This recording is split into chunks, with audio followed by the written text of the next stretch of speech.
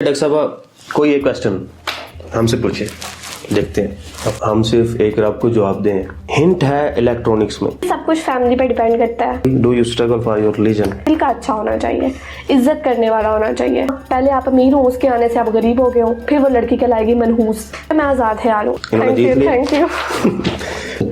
जवाब भी तो हम दे सकते हैं उन्हें। एडिटिंग करना बहुत पसंद। गरम मसाला। आपने माइग्रेशन करवाई है कहीं से? अस्सलाम वालेकुम जी, welcome back to doctor Beardo once again after a long time. तो हमारे साथ हैं आज डॉक्टर ईमान फातिमा। तो डॉक्टर साहिबा क्या हाल है, ठीक ठाक? अल्हम्दुलिल्लाह, आप कैसे हैं? मैं भी अल्लाह का शुक्र है ठीक ठाक हूँ। तो हमारे नाजरीन को अपना थोड़ा सा इंट्रोडक्शन बता दें ज़रा अपने बारे में। अस्सलाम वालेकुम, मेरा नाम ईमान फातिमा है। वालेकुम सलाम। मैं इंटरनेशनल यूनिवर्सिटी ऑफ किर्गिस्तान की 3rd ईयर की स्टूडेंट हूँ। मेरा ताल्लुक बिम्बर आज़ाद कश्मीर से है। क्वेश्चन ये है कि आपने डॉक्टरी ही MBBS ही क्यों चूज़ किया? क्या रीज़न है बिहाइंड दिस थिंग? जब से मैं पैदा हुई हूँ तब से जो है मेरा शौक था और बचपन से ये चीज़ सुनी है कि बड़े होकर डॉक्टर बनना है, डॉक्टर बनना है। मैंने BS बायोटेक में एडमिशन ले लिया। दो सेमेस्टर मैंने वहाँ गुजारे, वो भी ऑनलाइन कोविड की वजह से। वहाँ भी कुछ भी नहीं पढ़ा। फिर अचानक मामा रोज़ाना मुझे पोस्ट सेंड किया करती थी डॉक्टर शाहिद नदीम की। तो वहाँ से अच्छा, हाँ, वो किर्गिस्तान में MBBS के लिए। तो फिर बस वहीं से अचानक मेरी जिद उभरी और मैंने बोला मुझे करना है तो MBBS ही करना है, मुझे बाहर अच्छा। भेजें। तो आपने माइग्रेशन करवाई है कहीं से? हाँ जी। तो आप पहले कजाकिस्तान में एडमिशन, तो क्या रीज़न रही माइग्रेशन की कजाकिस्तान से किर्गिस्तान? दरअसल सीन ऐसे हुआ था कि वहाँ पे जो है मेरी जो डिग्री थी उसके ऊपर हेल्थ केयर लिख रहे थे आफ्टर 5 इयर्स। हाँ, और आपको पता है पाकिस्तान में हेल्थ केयर नर्स की डिग्री होती है। बिल्कुल। जनरल मेडिसिन लिखना होना चाहिए ना। जनरल मेडिसिन या उसके अलावा वो कह रहे थे 7 इयर्स लगाओ ना अगर MD की डिग्री चाहिए। हम इतनी मुश्किल से 5 साल अपने जो है लगा रहे हैं MBBS पे, हम 7 साल कैसे लगाएं?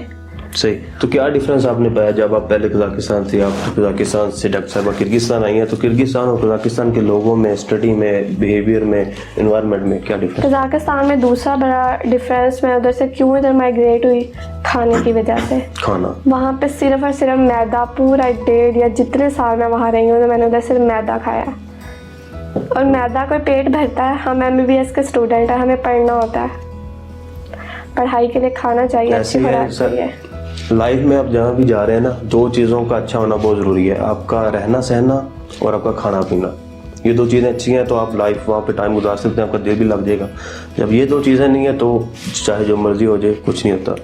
और कजाकिस्तान के लोग जो हैं वो हमें एलियन समझते हैं, किर्गिस्तान के भी ऐसे ही समझते हैं। एलियंस? हाँ, मतलब निकाबीज को ज़्यादा वो ऐसे समझते हैं, लाइक वो हमें समझते हैं हम कोई चोर है या कुछ असल में रीज़न पता है क्या है? इन लोगों पे रशिया की जो है ना वो हुक्मरानी रही है काफ़ी देर ये उसके ज़ेर असर रहे हैं, या आपकी वजह से आपको परेशानी का सामना करना पड़ा हो कभी? अच्छा, पाकिस्तानियों की तरफ से तो मुझे हमेशा प्यार ही मिला हिजाब या निकाब के लिए। बिल्कुल, क्योंकि वो सब जानते हैं हमारे इस्लाम में इस चीज़ का हुक्म है। लेकिन जो ये रशियन, कज़ाकी, किर्गिज़ जो भी है ना, ये कज़ाकिस्तान में ये कंसेप्ट था कि जिसने नकाब किया होता था उसकी शादी हुई होती थी, और वो लोग समझते थे हमारे साथ ज़बरदस्ती की जा रही है नकाब के लिए। जबकि किर्गिस्तान में वैसे मैं कभी भी बुली नहीं थी हुई, लेकिन 2 दिन हुए हैं एक लड़की ने मेरा मजाक उड़ाया और दूसरे जो अंकल थे रास्ते में वो मुझे कहते हैं कि बैन है। शराबी था क्या कहा? नहीं, वो किर्गिज था और वो कहता है बैन है किर्गिस्तान में, तुम क्यों निकाब कर रही हो। बट मैंने इग्नोर किया ऐसे लोगों को। हाँ, ऐसे लोगों को इग्नोर ही करना चाहिए, क्योंकि हमें इन चीज़ों को अप्लाई करने का जो सिला है वो तो अल्लाह ने देना है ना, इन लोगों ने। बिल्कुल, जवाब भी तो हम दे सकते हैं उन्हें, लेकिन अल्लाह ताला का जवाब ज़्यादा बेटर है एज कम्पेयर टू मी। बिल्कुल माशाल्लाह। अच्छा जी, डॉक्टर साहब आपको फेवरेट फूड, खाना पीने का आपने अभी बात की, मैदा खाया मैंने 1.5 साल, तो कोई फेवरेट फूड बताएं। बिरयानी सबकी फेवरेट होती है, और मीठे में मुझे लजीजा खीर बहुत ज़्यादा पसंद है। सुबह शाम दोपहर मुझे लजीजा खीर दे दो, मैं खाती रहूँगी बैठ के। गुड। हॉबीज़ हैं कोई एक्टिविटी या यूनिवर्सिटी से आके कुछ ऐसी चीज़ें? मुझे एडिटिंग करना बहुत पसंद है, हालांकि मेरी इतनी अच्छी एडिटिंग नहीं है, लेकिन मुझे वीडियोस बनाना और एडिटिंग करना बहुत ज़्यादा पसंद है। और सीखनी चाहिए आपको, यूट्यूब बड़ा है। और लोगों की खिदमत करना भी बहुत पसंद है। डॉक्टर के शोबे में आने का मकसद यही था मेरा, और लोगों की हेल्प करना भी मुझे बहुत पसंद है। गर्ल्स एंड बॉयज़ के आपस में रिलेशनशिप, जी मैं 2 साल से 4 साल से 5 साल से रिलेशनशिप में हूँ, तो क्या ख्याल है इस चीज़ के बारे में? मेरे ख्याल से रिलेशनशिप रखना बहुत बुरी बात है। अगर आप लड़का लड़की एक दूसरे को पसंद करते हैं ना तो डायरेक्ट माँ बाप तक बात ले जाओ और आराम से शादी कर लो। नाइस। और एक और बात, यहाँ पे कंसेप्ट है, पूरी दुनिया का ये कंसेप्ट है, यहूदियों ने मुसलमानों के अंदर डाला है कि लड़का और लड़की दोस्त हो सकते हैं। जब इस्लाम में ये वाज़िया लिखा हुआ है कि एक लड़का ना महरम है लड़की के लिए, तो वो कैसे दोस्त हो सकता है? बिल्कुल। किसी को टच करना ज़ना के बराबर का गुनाह है। बिल्कुल। और रोज़ाना ये हो रहा है, बिश्कीक या इस्लामाबाद, लाहौर, पाकिस्तान, जिधर भी मुसलमान है ना, उन्होंने अपनी सोच बहुत ही गंदी कर ली हुई है, बिल्कुल यहूदियों की तरह की। और वो लोग ये सोच रख के ना समझते हैं वो बहुत ही ब्रॉड माइंडेड और फैशन एंड मॉडर्न लोग हैं। क्योंकि ये चीज़ें हम तो मुसलमान हैं ना, और अगर आप मुसलमान हैं तो आपको उसी दायरे में रह के चलना पड़ेगा, क्योंकि इस्लाम की तलीमात हैं, उसने हुक्म इलाही वो ख़त्म हो चुका है, जो आ चुका है उसके बाद कोई हुक्म नहीं है, तो उसी पे आपको जो है ना तकमील करनी है। तो डॉक्टर साहब, हम इन चीज़ों से, क्योंकि लोग सीरियस चीज़ें कम देखते हैं, फ़नी देखते हैं, तो हम एक फ़नी क्वेश्चन आपसे करने जा रहे हैं। तो नाजरीन, आज रेडी?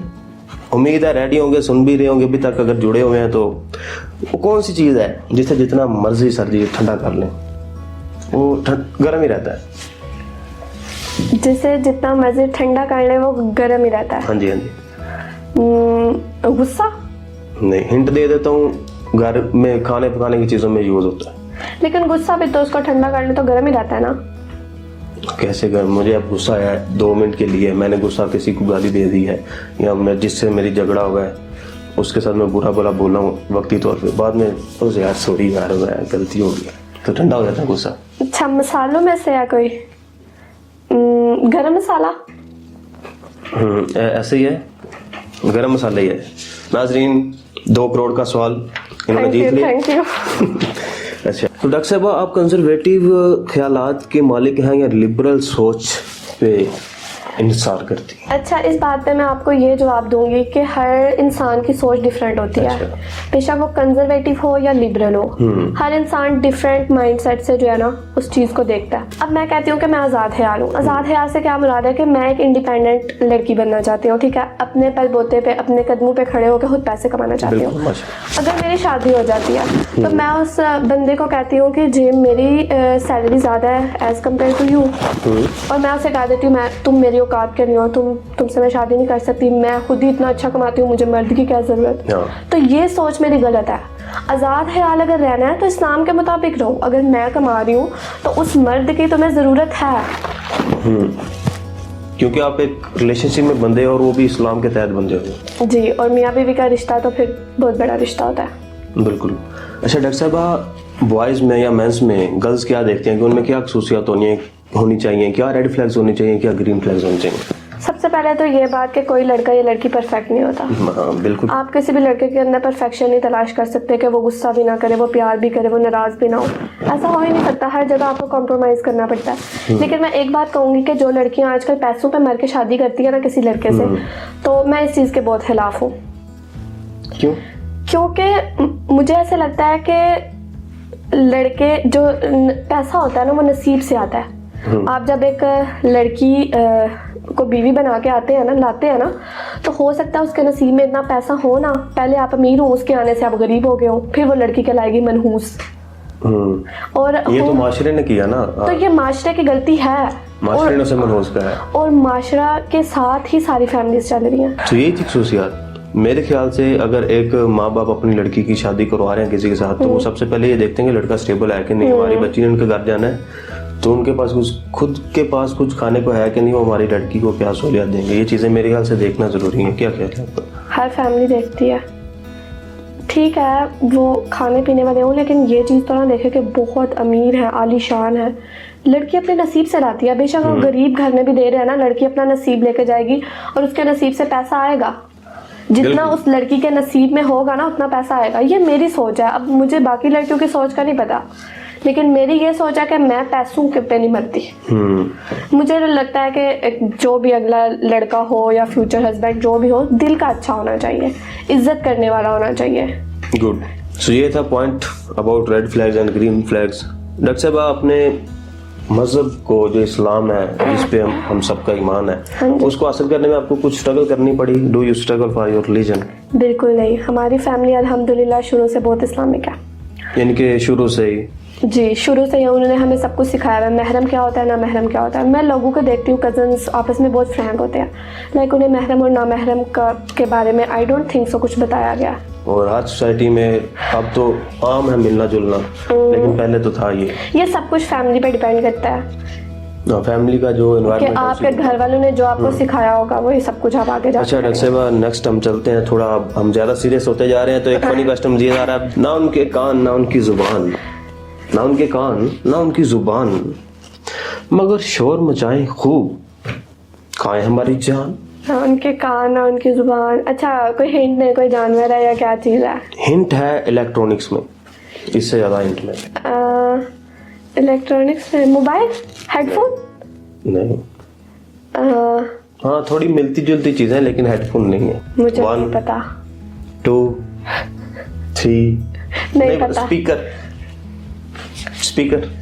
अच्छा, ये आप व्लॉगिंग भी करते हैं डॉक्टर साहब, आप व्लॉग्स भी बनाती हैं, वीडियोस भी बनाती हैं। मेरे ख्याल से आजकल की दुनिया के मुताबिक एक हिजाब के साथ आप व्लॉग बना रही हैं, तो लोग ने कहेंगे कि यार कैसे व्लॉग बना रही हैं, हम इसमें क्या देखें।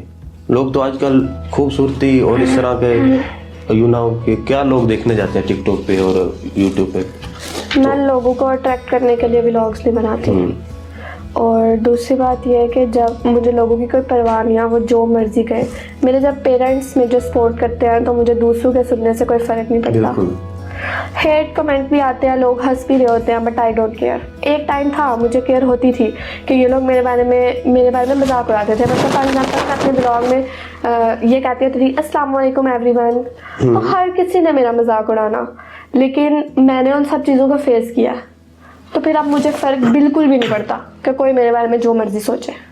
पढ़ना भी नहीं चाहिए, क्योंकि हम सिर्फ एक रब को जवाब दें, किसी को नहीं। अच्छा डॉक्टर साहब, इन सब मुश्किलात के होते हुए आप हिजाब भी कर रही हैं, इस्लाम को भी फॉलो अप कर रही हैं, आउट ऑफ कंट्री भी रह रही हैं, इन सब चीज़ों को फेस करने के लिए खुद को मोटिवेट कैसे रखती हैं? अच्छा, बात यह है कि मैं कभी कभार थक भी जाती हूँ कि मैं इन सब चीज़ों को फेस कर कर के ना मतलब थक जाती हूँ कि यार क्यों, मैं ही क्यों। फिर मैं अपने से नीचे लोगों को देखती हूँ, उनकी मुश्किलात को देखती हूँ, फिर मैं सोचती हूँ यार मेरी मुश्किलात कुछ भी नहीं है इनके सामने। इन पॉजिटिव सेंस अगर मैंने कोई गलती कर दी, लाइक नमाज नहीं पढ़ी, हाँ ऐसे, तो मम्मा मेरे लिए है, वो मुझे हर चीज़ पे डांटती रहती हैं, तो फिर मैं सीधे रास्ते पे पहली दरसगाह, वो पंजाबी का एक शेर है, उसका मतलब यह कि आपकी जो पहली दरसगाह होती है ना, वो माँ की गोद होती है। तो बिल्कुल वहीं से सब कुछ सीखा जाता है और वहीं से आप मोटिवेट भी रह सकते हो। जी। अच्छा डॉक्टर साहब, कोई एक क्वेश्चन हमसे पूछे, देखते हैं आप क्या पूछती हैं। बिशकीक में लास्ट साल है, कोई मैसेज दें हम जूनियर्स के लिए। मैसेज है जी, अपने जो है ना ज़िंदगी में, मेरा जो मैसेज है, अपने गोल्स को कभी भी पीछे ना रहने दें, यही मेरा message. Thank you so much.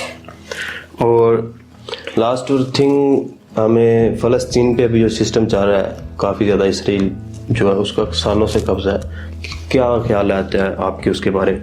मुसलमानों को एज अ नेशन क्या करना चाहिए, क्योंकि वो भी तो हमारी मुस्लिम नेशन है। मुस्लिम नेशन एज अ वाल है, कि एज अ जिस्म है, बॉडी है, किसी एक पार्ट को नुकसान पहुंच रहा है तो पूरी बॉडी को दर्द होती है। मैं चाहती हूँ कि प्राइम मिनिस्टर जो है ना हमारे पाकिस्तान का, उसकी इजाज़त के बगैर ही जो है ना सब लोग जहाद के लिए निकल जाए, लेकिन सब नहीं निकल रहे, सिर्फ अफगानिस्तान बोल रहा है।